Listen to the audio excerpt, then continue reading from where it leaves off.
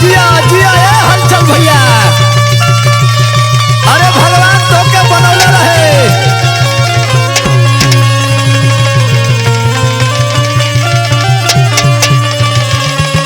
हाय रे जिया।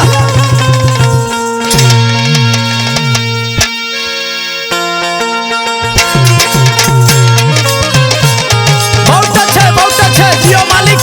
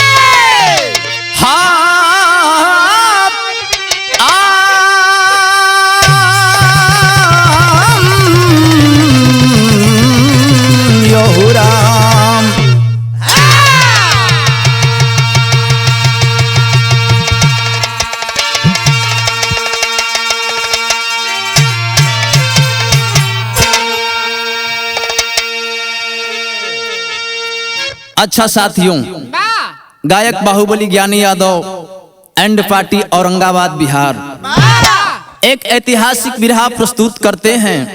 जौहर फिल्म के माध्यम से डायरेक्टर हमारे बड़े भैया कमलेश यादव जी, जिनके देखरेख में ऐतिहासिक बिरहा आप सबों के बीच में मैं भेज रहा हूं। हमारे साथ रिकॉर्डिस्ट हमारे बड़े भैया जानू जी, बैंजू पर हमारे बड़े भैया हलचल जी, हारमोनियम पर अमरनाथ भैया, ढोलक हमारे सुरेंद्र भैया बजावत हुआ, और कोरस भाई कबूतरू जी और धनंजय भाई। सब भाई लोगन के बड़ा भारी सहयोग बा। ध्यान दिहन, आखिर ये ऐतिहासिक बिरहा है कैसी बिरहा, जरा आप लोग गौर कीजिएगा मित्रों। कवि जी बड़ी खूबसूरत बात दिलन है भूमिका का लाइन में। का दिहल गई?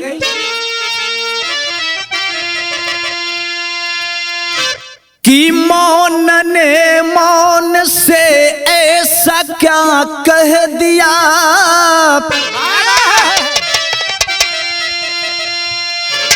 अरे बुझ गया मौन ने मौन की चाह को। हाँ नजर से नजर तो मिली थी मगर लगा ढूंढन नजर मौन की राह को। क्या पता प्रेम में है अलौकिक आकर्षण,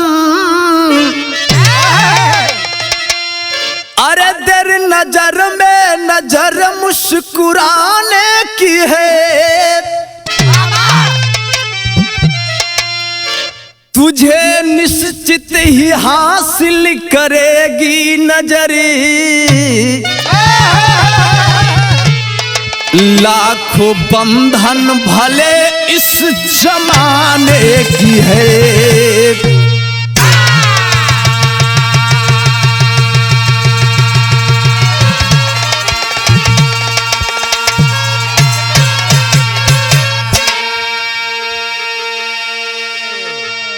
हमारे छोटे भाई कवि विकास जी लिखते हैं कि तुझे निश्चित ही हासिल करेगी नजर, लाखों बंधन भले इस जमाने की है। बिरहा में नई नई कव्वाली है का कव्वाली के टुकड़ा बा मास्टर।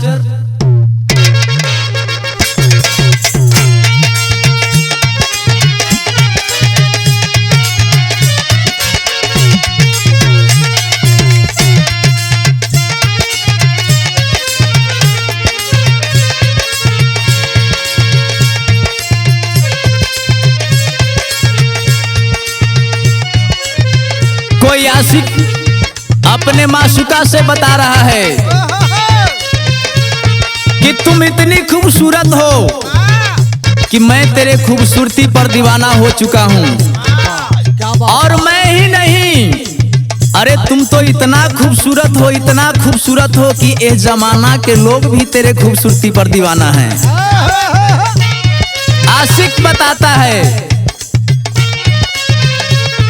अरे लाखों हैं,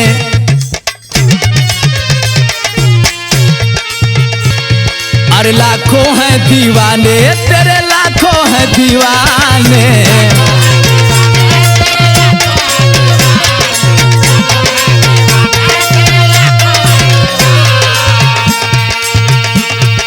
लाखों हैं दीवाने, तेरे लाखों हैं दीवाने।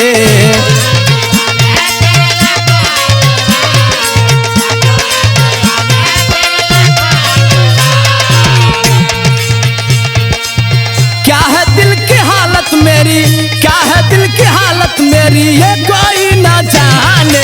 लाखों हैं दीवाने, तेरे लाखों हैं अरे दीवाने।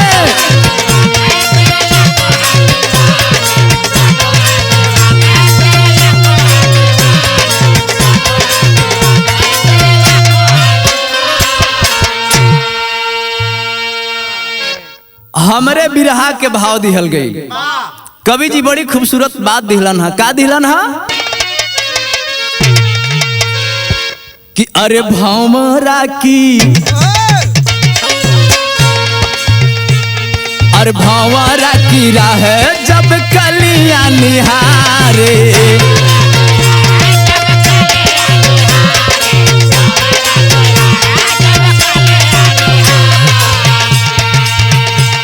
अरे भंवरा की राह जब कलियां निहारे।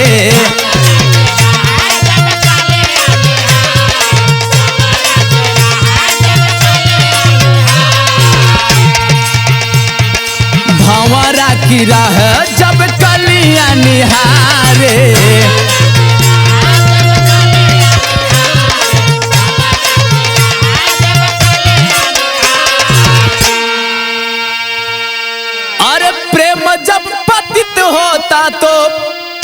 प्रेम जब पतित होता तो हरी भी है हारे। भंवरा की राह जब कलियां निहारे।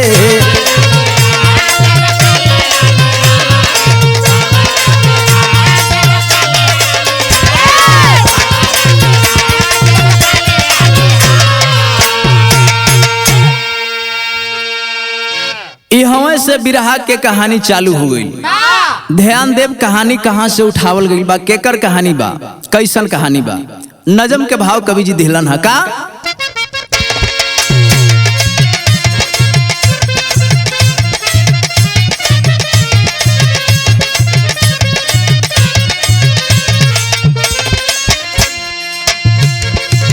कांटों से उलझते चाहने वाले फूलों को, कांटों से उलझते चाहने वाले फूलों को, डूबती कश्तियां निहारे उन वसूलों को।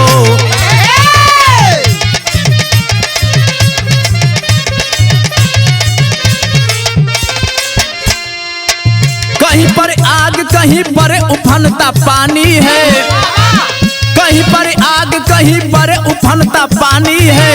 दोनों की गर्दिशों में चल रही जवानी है।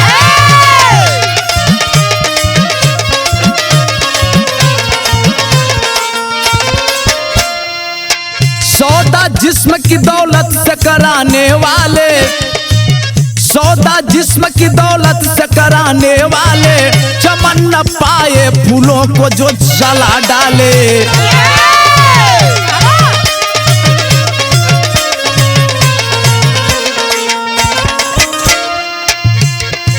चली दुग्धारा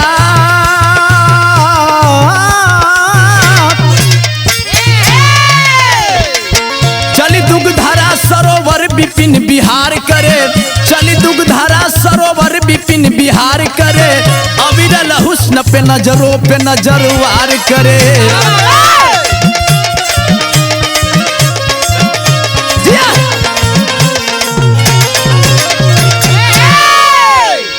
एवनी बिरहा के कहानी रउआ सब समझ ली। कहानी उस समय का है कि नंद वंश का राजा धनानंद मगध के गद्दी पर बैठ करके राजा बन करके मगध के साम्राज्य पर अपना आधिपत्य जमाए हुए बैठा था। राजा धनानंद की एक ही पुत्री जिसका नाम दुग्धारा बताया गया इतिहास में बाबू। वो तो महलों में रहती थी, क्या जानती थी कि हमारे पिता के राज्य में साम्राज्य में इतना अत्याचार होता है, क्रूर होता है, लोग रोटी रोटी के लिए मोहताज हैं। आखिर एक दिन अपने राजमहल से निकलती है और चल देती है जंगल की तरफ घूमने के लिए। और जब चलकर राजमहल से निकलने के बाद जंगल में जाती है, एक तालाब है, उसी तालाब के किनारे जब पहुंचती है तो कुछ अजीब सी घटना दिखलाई दिया बाबू। और जब घटना दिखलाई देले बा, आज वो लड़की सोचत बे दुग्धारा राजा धनानंद की पुत्री। बिरहा में एक लाइन तरज बा, का तरज के लाइन है मास्टर?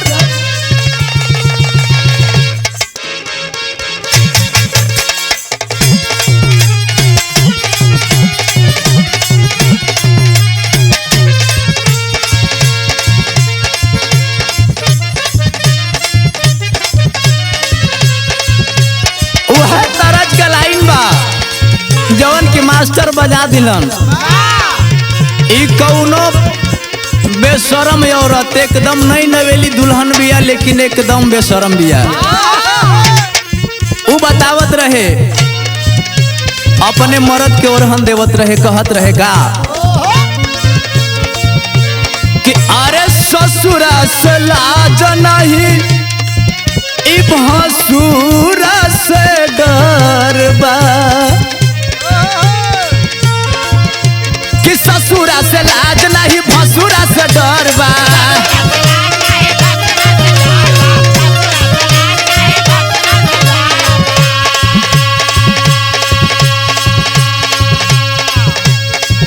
अरे ससुरा से लाज नहीं भसुरा से डर बा, दिले बा नैहर के यार सड़िया जब जब पहिरी, सुते खाती तरह से भतार सड़िया जब जब पहिरी।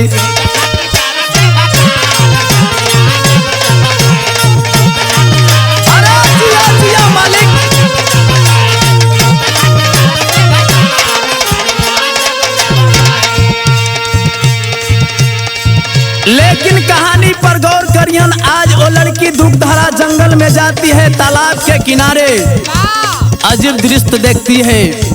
नजराना क्या है, दृश्य क्या है उस सरोवर का? अरे देखी दुग्धारा जब बीच विपिन में,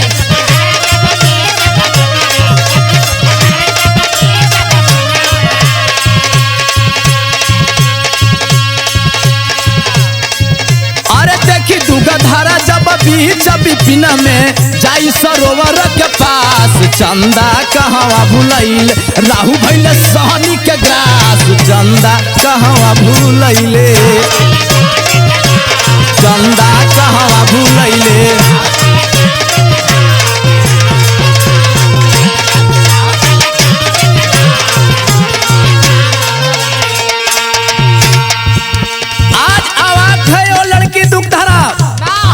कि आखिर हमारे पिता के साम्राज्य में इतना बड़ा अत्याचार कौन किया है, इतना बड़ा कत्ल कौन किया? बहुत सारे इंसान है, किसी का धड़ सिर से अलग है, किसी का हाथ अलग है, किसी का टांग अलग है, कोई तड़फड़ा रहा है, किसी के शरीर से खून के फव्वारे निकल रहे हैं। आखिर इतना बड़ा अत्याचार किया तो कौन किया? मन में गलानी भी होत बा, सोचत बे दुग्धारा का सोचत बे कि काहे इंसान के दुश्मन इंसान भइल बा।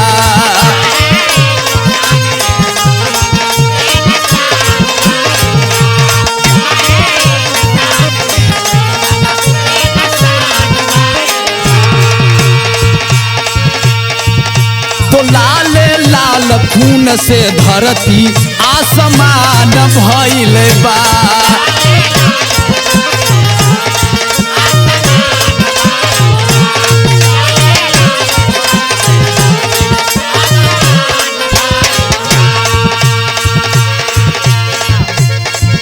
अरे कपत अंगुली का करे ले इशारा,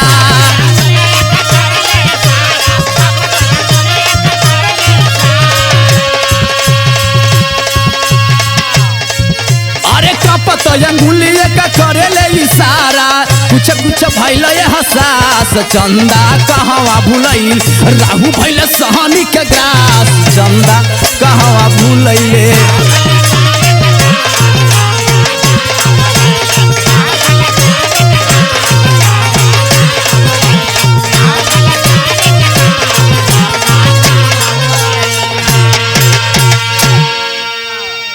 आखिर वो सोच रही है लड़की दुग्धरा राजा धनानंद की बेटी कि आखिर कौन इतना बड़ा अत्याचार किया, इंसान इंसान का कत्ल कर रहा है। इतने बड़े हमारे पिता साम्राज्य है, मगध की सिंहासन पर बैठे हुए हैं और उनके राज्य में, उनके परिवार में ऐसा इतना बड़ा कत्ल होना चाहिए, यही सोच रही है। तब तक देख रहे हैं कि एक इंसान धड़ कटा हुआ है, सर से कुछ लटक रहा है, खून के फव्वारे निकल रहे हैं, अंगुलियां हिल रही है, एक दिशा की ओर निर्देश कर रहा है कि आखिर कत्ल करने के बाद इस दिशा की ओर गया है वो इंसान कौन है। प्रतिशोध की ज्वाला भड़क उठी उस लड़की के अंदर, बाबू बर्दाश्त नहीं कर पाई और जिस दिशा में वो उंगली इशारा कर रही थी बाबू, उस दिशा की ओर चली है। और जब चलल बेतबहिल का बिरहा में तरज है, तनी बड़ला मास्टर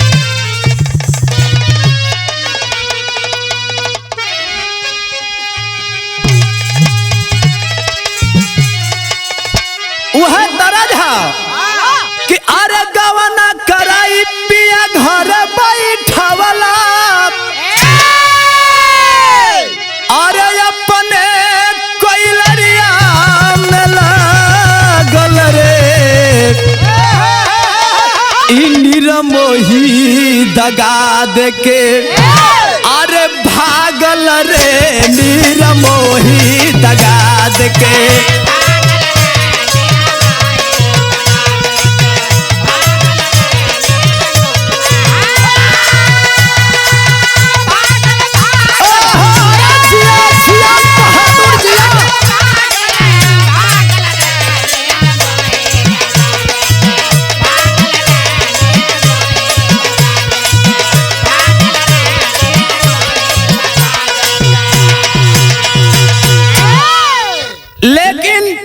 दुग्धरा बाबू बर्दाश्त नहीं कर पाई इस अत्याचार को, चल पड़ी उस दिशा की ओर।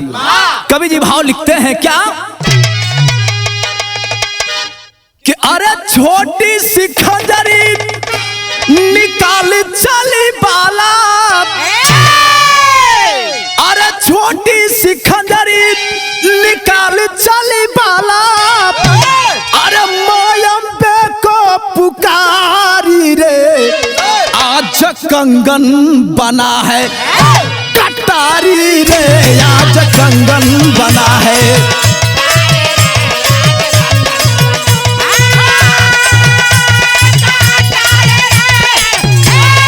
अरे जिया बहादुर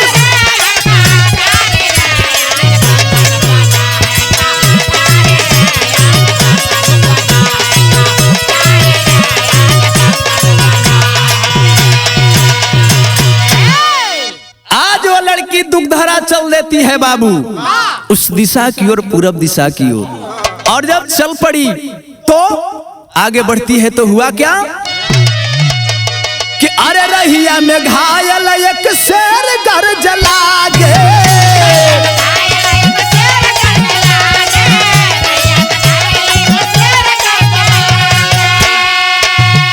अरे तब बदल के पैतरा वो निकली है आगे,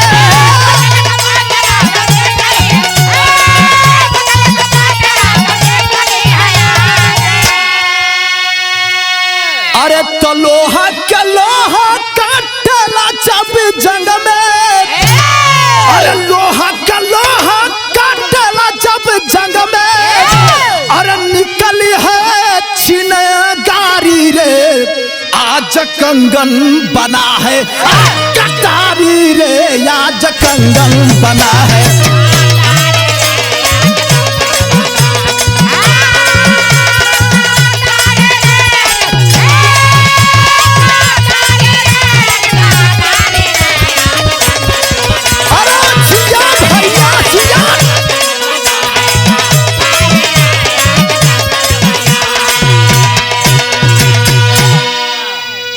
आगे बढ़ती है जब जंगली रास्ता है, देख रही है कि घायल शेर दहाड़ रहा है। आखिरी से भी कौन मार दिया जो कि चल नहीं पा रहा है, बैठे बैठे बीच रास्ता पर दहाड़ रहा है, खून के फव्वारे निकल रहे हैं। आखिर किसी तरह रास्ता बदल कर आगे निकलती है बाबू। एक बरगद का पेड़ है, कोई इंसान काला चादर ओढ़ करके अपनी तलवार रख करके बैठा हुआ है। जाती है दुखधारा और निशाने पर ले लेती है उस नौजवान को। और जब निशाने पर ले लेती है, इंसान घबरा जाता है कि अरे इस सुनसान जंगल में ये लड़की कहां से चली आई, किस तरह से पीछा करते हुए मेरे पास से आई है। आखिर दोनों में बात ही बात में बाबू बात बढ़ गई। वो इंसान अपनी तलवार को खींच लिया और उस लड़की के सामने बाबू दोनों आपस में भिड़ गए। नतीजा ये निकला कि पुनः दुखधारा उस इंसान को निशाने पर ले लेती है। और जब निशाने पर ले लेती है, सवाल कर देती है कि आखिर तुम हो कौन, क्यों हमारे पिता के साम्राज्य में खून बहाना चाहते हो, खून बहा रहे हो, बात क्या है। इतनी बात जब वो लड़की बोली है बाबू, कवि जी टेरी के बात भिलन है।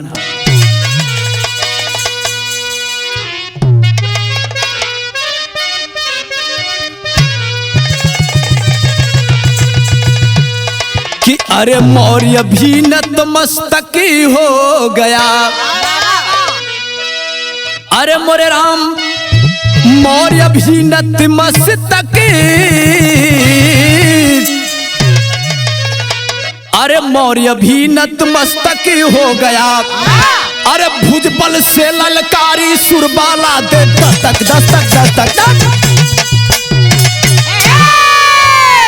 देख रुधिर खंजरी पर बाला, अरे देख रुधिर खंजरी पर बाला, विचलित हो घबराई है। अरे कर नजर बंद उस गर्दिश में तत्क्षण वो मूर्छा खाई है। सुरक्षित खुद को बीच विपिन में, सुरक्षित खुद को बीच विपिन दुश्मन के गोद में पाई है। अरे अखंड भारत सपना मेरा कानों में दिया सुनाई है। वो लड़की निशाने पर तो जरूर ले लेती है, लेकिन उस इंसान की आंखें लाल लाल थी, क्रोध से तिलमिला रहा था। उसकी आक्रोश को बर्दाश्त नहीं कर पाई, मूर्छा खाकर गिर जाती है। वो इंसान उस लड़की दुखधरा को उठाकर एकांत में ले जाता है, पानी का छींटा मारता है। होश आता है जब देख रही है लड़की कि मैं तो बिल्कुल सुरक्षित हूँ, मैंने तो इसे निशाने पर ले लिया था, लेकिन मेरी सुरक्षा क्यों कर रहा है। जब होश में आती है, आवाज दिया अखंड भारत मेरा सपना है, मैं जो कुछ भी करता हूँ अपने आचार्य के लिए करता हूँ, मैं जो कुछ भी करता हूँ अपने मातृभूमि के लिए करता हूँ। जब इतनी बात वो लड़की दुखधरा सुनती है बाबू, सवाल कर देती है कि आखिर तुम हो कौन, आखिर किस लिए और क्यों लड़ रहे हो, बताओगे मुझे। आखिर वो इंसान था कौन, कोई और नहीं वही चंद्रगुप्त मौर्य था, जो कि राजा धनानंद से लड़ाई करने के लिए शपथ लिया था। आचार्य चाणक्य ने अखंड भारत बनाने का सपना देखा था, उन्होंने अपने आचार्य की सपना को पूरा करने के लिए चला था चंद्रगुप्त मौर्य। लेकिन धनानंद एक क्रूर राजा था। जब इतनी बात चंद्रगुप्त मौर्य उस लड़की दुखधरा से बतौलन है बाबू, उस सवाल कर रही है उस चंद्रगुप्त मौर्य से, कहले बे तरज है, का तरज के लाइन है।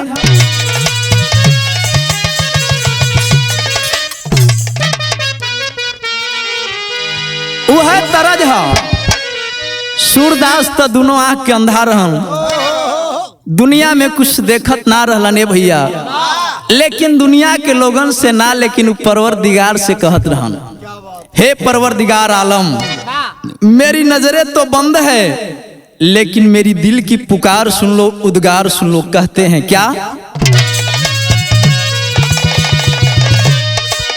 कि अगर नाथ देखोगे, अगर नाथ देखोगे अवगुण हमारे, अरे लगे कैसे नहीं आए भव के किनारे। अगर नाथ देखोगे,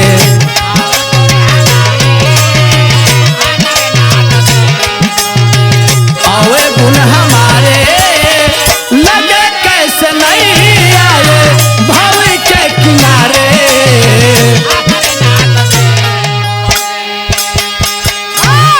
लेकिन वो दुखधरा सवाल कर देती है चंद्रगुप्त मौर्य से कि क्यों लड़ रहे हो, क्या तेरा सपना है, सच्चाई क्या है बतलाओगे।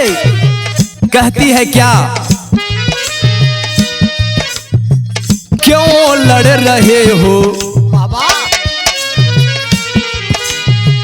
क्यों लड़ रहे हो, क्या सपना है तेरा, क्या चाहते हो, क्या अपना है तेरा। क्यों लड़ रहे हो,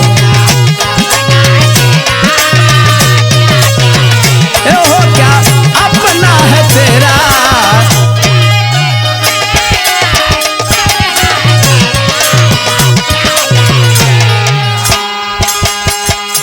कि अगर भूख तुझने ये दौलत की होती,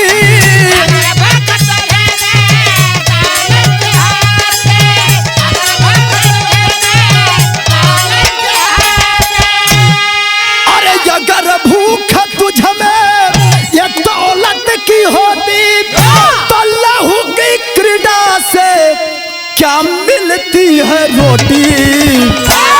अरे मानो बात मेरी, मानो बात मेरी, चलो मेरे संग में जिंदगी का तेरे क्या कल्पना है।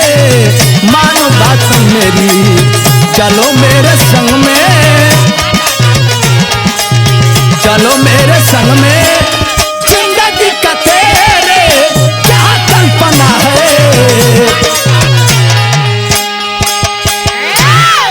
इतना बात जब वो लड़की पूछ बैठती है, चंद्रगुप्त सोचने लगता है कि आखिर ये सच्चाई जानना क्यों चाहती है, बात क्या है, आखिर मेरी हकीकत क्यों ये जानना चाहती है। आखिरकार चंद्रगुप्त मौर्य बता ही दिया कि सच्चाई जानना चाहती हो तुम, तो चलो मेरे साथ। तुम सच्चाई जानना चाहती हो कि हकीकत क्या है, मैं क्यों खून बहा रहा हूं, मैंने कत्ल क्यों किया, हकीकत जानना चाहती हो, चलो मेरे साथ। आखिर उस लड़की दुखधरा की कलाई को पकड़ लिया चंद्रगुप्त मौर्य और चल लिया उस साम्राज्य की ओर जहां के लोग रोटी रोटी के लिए, एक एक दाने के लिए तड़प तड़प कर मर रहे थे, और वहां का राजा सिंहासन पर बैठकर ऐशो आराम की जिंदगी जी रहा है। जब अपनी नजरों से देखती है वो लड़की दुखधरा कि हमारे पिता के साम्राज्य में लोग रोटी रोटी के लिए मोहताज हैं, एक एक दाने के लिए मोहताज हैं। वो क्या जानती थी, वो तो महलों के अंदर रहती थी, लेकिन जब सच्चाई जानती है, हकीकत को जानती है, आज वो चंद्रगुप्त मौर्य से हाथ मिला लेती है बाबू। और एक बात कहली ना दुखधरा चंद्रगुप्त मौर्य से, तरज है का, तरज के लाइन है,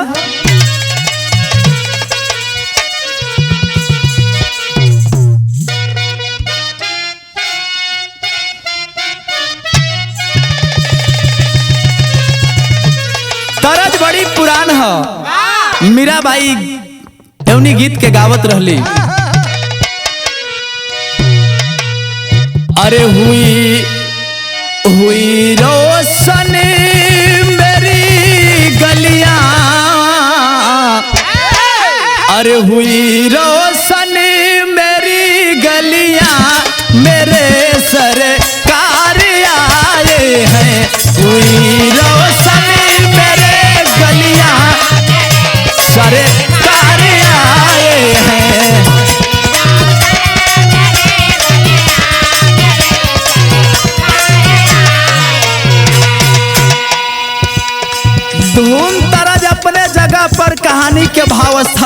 जगह पर। आज वो लड़की दुग्धारा राजा धनानंद की पुत्री चंद्रगुप्त मौर्य से बतला रही है, दूंगी मैं साथ अब तेरा, दूंगी मैं साथ अब तेरा, किसी का खून मत पीना, दूंगी मैं साथ अब।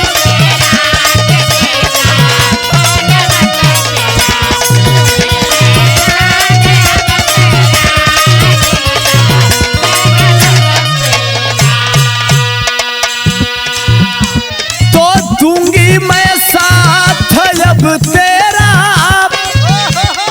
किसी का खून मत पीना,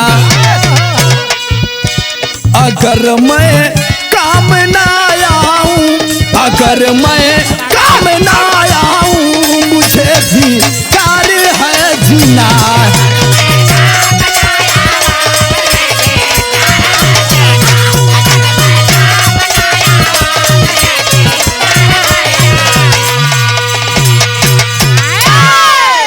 आज के बाद मैं तुम्हारा हूं, तुम हमारे हो। भले ही हमारे पिता हैं, लेकिन इतने क्रूर और इतने अत्याचारी शासक हैं कि जहां की जनता, जहां की प्रजा एक एक रोटी के लिए, एक एक दाने के लिए मर रही है, और वहां का राजा अपने राजमहल में ऐशो आराम की जिंदगी जी रहा है।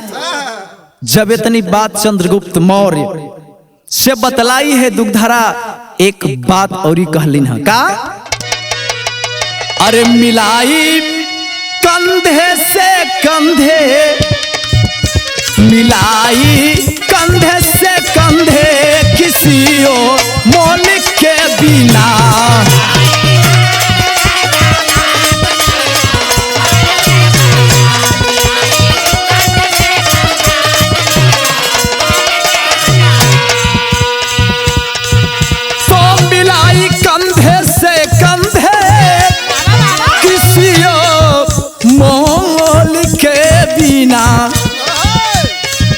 लिखी इतिहास खूनों से, लिखी इतिहास खूनों से, मौत को चुनो लीना, लिखी इतिहास खूनों से।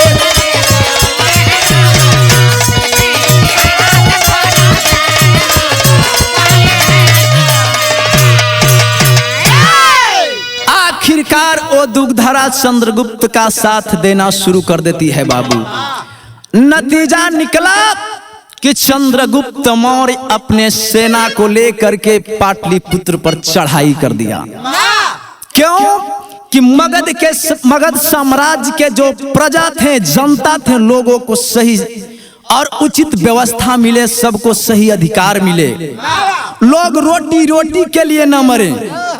और जब पाटलिपुत्र पर चढ़ाई कैलन है चंद्रगुप्त मौर्य, तो कवि जी बीरस चढ़ा दिलन है,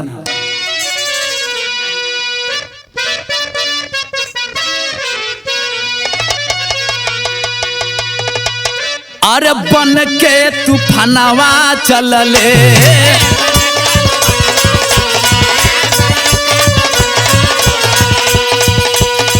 जीते आ जरनवा चलले,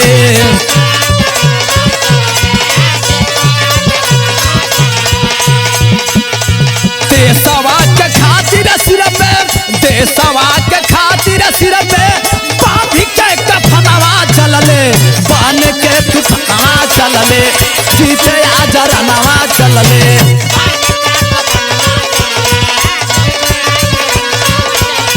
देशवा के खातिर सर पे बांध के कफनवा चलले।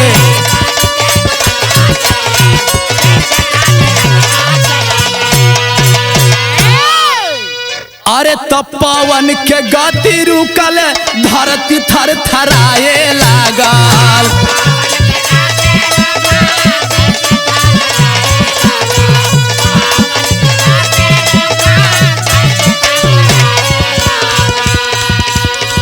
खून से रंगैली गंगा, मौत शरमाए लागल,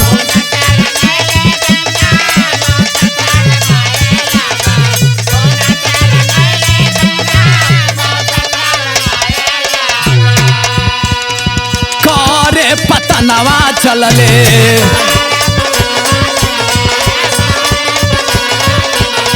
लेके बारा दनवा चलले,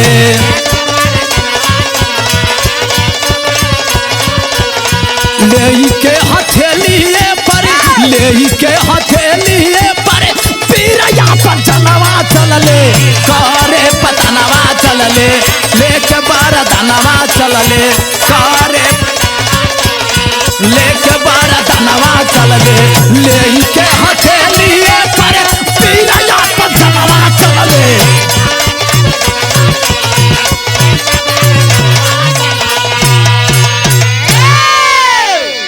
आखिरकार बाबू चंद्रगुप्त मौर्य पाटलिपुत्र पर चढ़ाई कर ही दिया।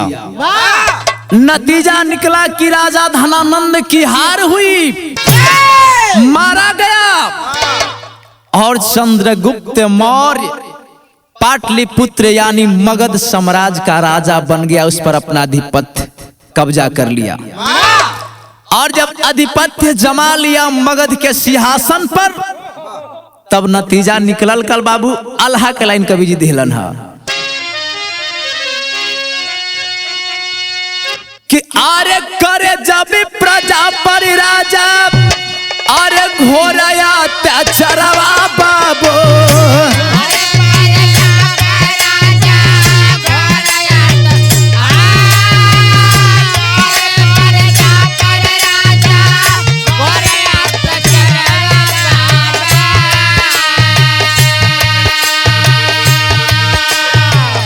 बना के रक्षक केहू के भेजेलन भगवान,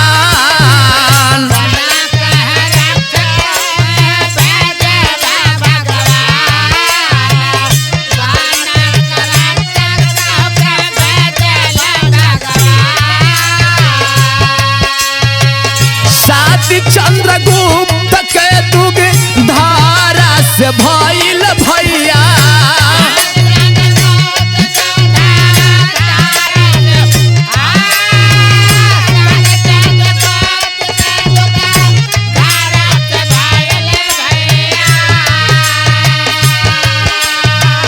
मौर्य वंश के भइल अवतरण उत्थान,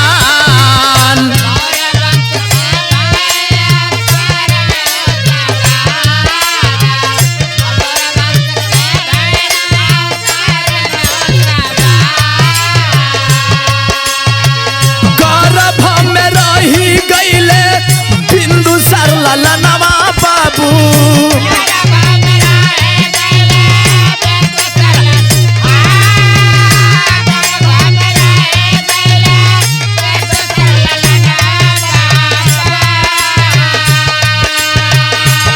में करवले घर के भेदी जहर पान,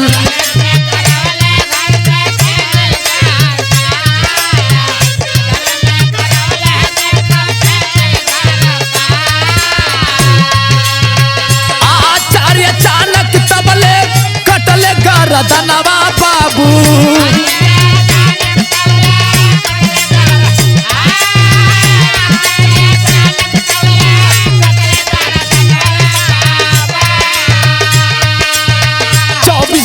भात भइल मृतक से संतान,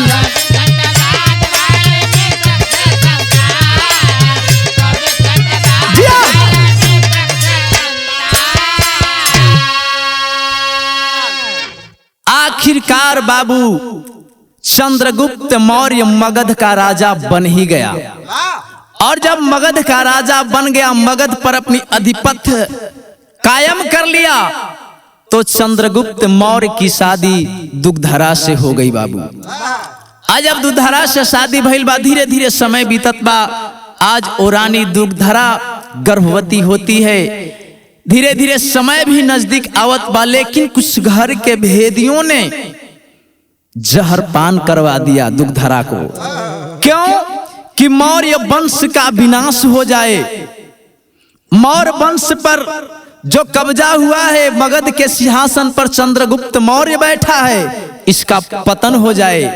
लेकिन इस बात के पता चलल है आचार्य चाणक्य के, जब पता चलल है आचार्य चाणक्य जाकर के बाबू प्रसव का समय नजदीक आ ही चुका था, उस दुग्धरा की गर्दन को काट देते हैं। और गर्दन काटने के 24 घंटे बाद, आज पूरा इतिहास जानता है, हर कोई, सभी लोग जानते हैं कि 24 घंटे बाद मृतक शरीर से बिंदुसार का जन्म हुआ, जो कि मौर्य वंश का अगला शासक बना था।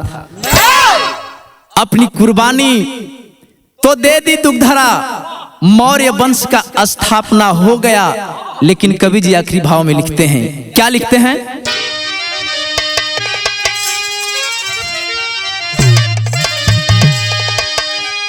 कि अरे कैले जीवन बलिदान जब दुग्धरा अपना,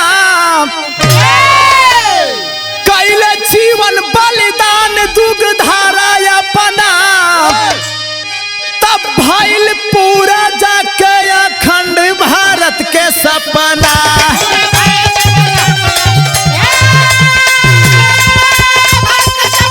अरे जिया भैया जिया,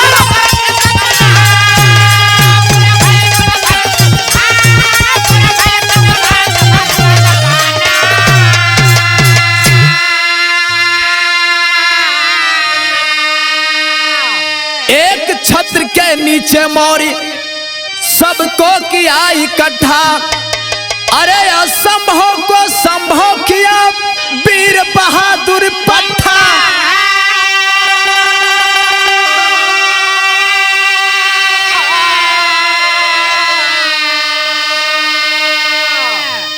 अरे तो निज संघर्ष से साबित किया है कल्पना, अरे निज संघर्ष से साबित जब किया है कल्पना, तब भइल पूरा जाके अखंड भारत के सपना।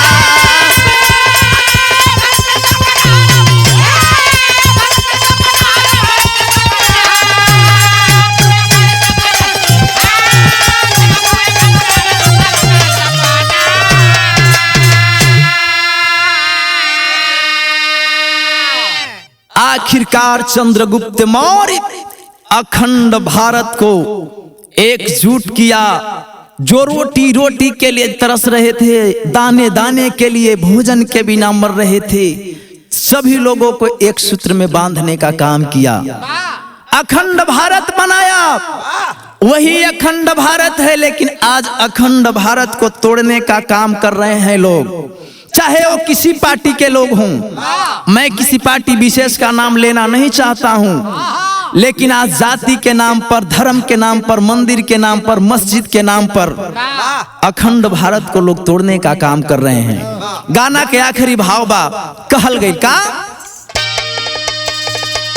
कि जय जखाड़ गुरु जद्दू राधे हबीबुल्ला रणबंका, श्री नारायण ओम प्रकाश बजा विकास का डंका। अरे मौर्य भी नतमस्तक हो गया, ज्ञानी दिए विकास जगदम्बा।